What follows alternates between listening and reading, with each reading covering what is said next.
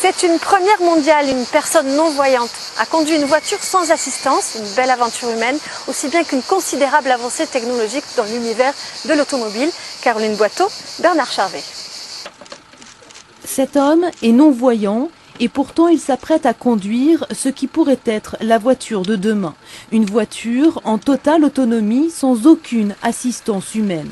Grâce à un système de géolocalisation et ce capteur GPS installé sur le toit, le conducteur reçoit en temps réel les indications vocales l'informant de la trajectoire à prendre. Droite simple, axe, axe.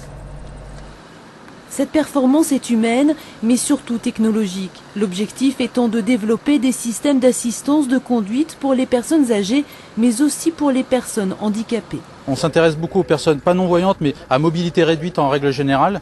On fait beaucoup d'aide à la conduite pour ce type de personnes. Et aller jusqu'à un non-voyant était vraiment l'extrême de l'aide à la conduite. On fournit vraiment toutes les informations, à la fois au niveau du volant et au niveau de la vitesse, pour que vraiment une personne non-voyante, qui est vraiment le handicap entre guillemets maximal pour la conduite, puisse être capable de circuler tout seul. Luc Kostermans a perdu la vue il y a 5 ans dans un accident de voiture. Passionné de sport mécanique, il bat en 2008 le record du monde de vitesse pour non-voyants, 308 km/h aidé d'un copilote. Aujourd'hui, conduire seul cette voiture va bien au-delà d'un simple défi. Vous savez, un non-voyant, c'est très compliqué pour lui que de pouvoir aller à la pharmacie, à la boulangerie ou à la mairie.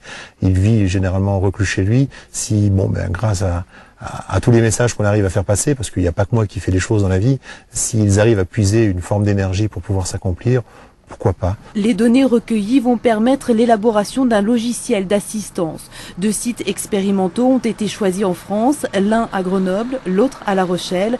Des sites qui devraient accueillir d'ici 2012 des navettes électriques en totale autonomie.